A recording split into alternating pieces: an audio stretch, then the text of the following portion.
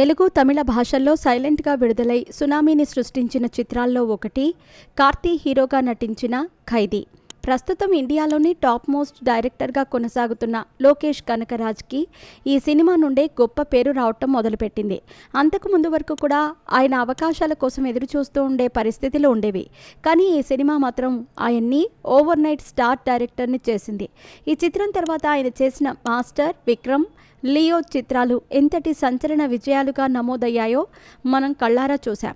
Youth audience Lokesh సినిమాలంటే మెంటలెక్కిపోయే రేంజ్లో అతి తక్కువ సమయంలోనే ఎదిగిపోయాడు. ప్రస్తుతం ఆయన సూపర్ స్టార్ రజనీకాంత్తో తీసిన కూలీ చిత్రం కోసం ప్రపంచమంతా ఎదురుచూస్తోంది.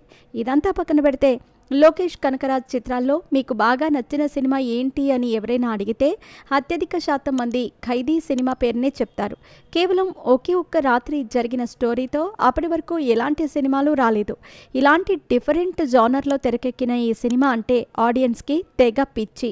ఈ చిత్రానికి సీక్వెల్ కోసం అభిమానులు ఎప్పటి నుంచో ఎదురు చూస్తూ ఉన్నారు. రీసెంట్గానే లోకేష్ కూలీ చిత్రాన్ని పూర్తి చేశాడు కాబట్టి ఈ సినిమా విడుదలైన 2-3 నెలల్లోనే ఖైదీ 2ని మొదలు పెట్టనున్నాడు. హీరో కార్తీ కెరీర్కి ఈ సినిమా ఎంతో ప్రతిష్టాత్మకమైంది. ఈ సినిమా హిట్ అయితే తమిళనాడులో ఆయన టాప్ 5 స్టార్ హీరోస్లో ఒకటిగా మారిపోతాడు. అయితే ఈ సినిమాని మామూలు రేంజ్లో తీయాలని మాత్రం అనుకోవటం లేదట డైరెక్టర్ లోకేష్ కనకరాజ్.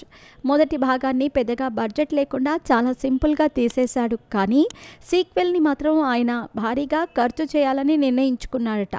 అంతేకాకుండా ఈ సినిమా క్లైమాక్స్లో global star Ram Charan entry ఉంటుందని లేటెస్ట్గా వినిపిస్తున్న టాక్. లోకేష్తో రామ్ చరణ్ సినిమా ఖరారై చాలా రోజులైంది.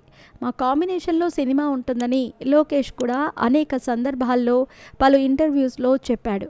లోకేష్ సినిమాటిక్ యూనివర్స్లో భాగంగా రామ్ చరణ్ని ఈ చిత్రం ద్వారా ఈ యూనివర్స్లోకి తీసుకొచ్చే ప్రయత్నం చేస్తున్నాడట లోకేష్. ఈ సినిమా తర్వాత ఆ క్యారెక్టర్ని పొడిగిస్తూ రామ్ చరణ్ని మెయిన్ లీడ్గా పెట్టి ఒక సినిమా చెయ్యాలి అనేదే ప్లాన్. ప్రస్తుతానికి ఇది సోషల్ మీడియాలో వినిపిస్తున్న రూమర్ మాత్రమే. నిజమైతే మాత్రం ఆ అభిమానుల ఆనందానికి హద్దులే ఉండవు.